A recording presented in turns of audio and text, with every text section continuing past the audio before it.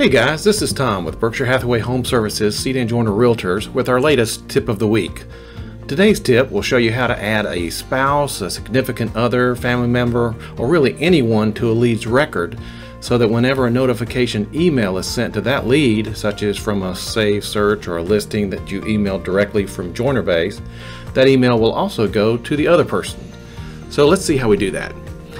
Okay, so right now I'm logged into my JoinerBase account, and I want to take a lead and add a secondary email to that lead for, in my case, the wife. So I'm going to click on Leads, My Leads, which will show me all of my current leads.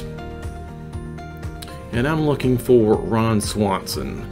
I'm going to take Ron Swanson. He's already getting emails from me, but I want his wife to get them as well. So instead of, I'm not going to click on his name here because that will just open up the viewer where I can look at him. I actually need to edit him, so I'm going to go all the way over here to the right and click on the pencil icon to edit him, and that will take me into edit mode.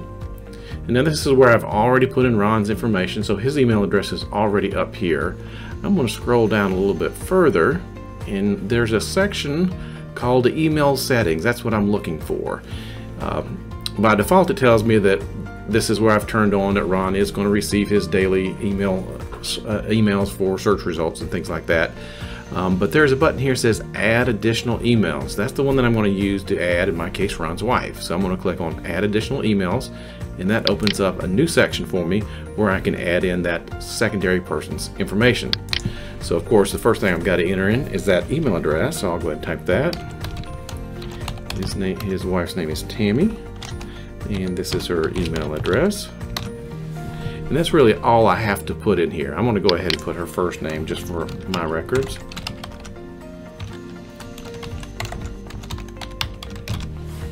And then I don't need to have this other information, but I could if I wanted to.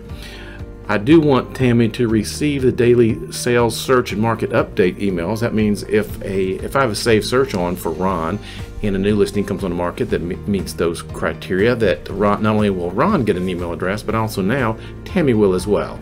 I also want her to get that for if I email a listing to Ron.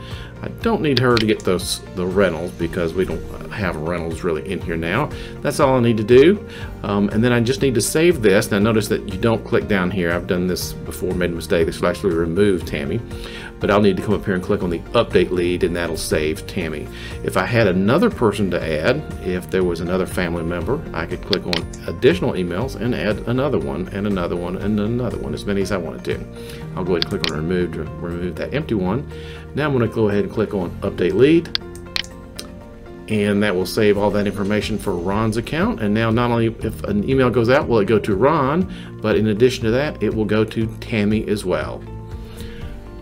Notice that Tammy doesn't have a separate account on the Seed & Joiner website, so if she visits the website she'll want to log on using the same email address and password that Ron does, or if she gets an email from us and clicks on the link, all that activity gets logged under Ron Swanson's name. Now of course you always have the ability of putting in both leads separately. I could have a separate record for Ron and one for Tammy, and there are certain advantages to that. For example, separate leads can have separate save searches. They can save favorite listings separately, and so forth. You can also track the website activity of them separately, and each will have their own logic score and so forth. But in a lot of cases, maybe even most cases, just simply adding an additional email to a lead may be the best and easiest way to keep both your clients on the same page, literally. Hope this tip helps, and as always, feel free to contact your agent services coordinator or email me if you've got any questions. Thanks.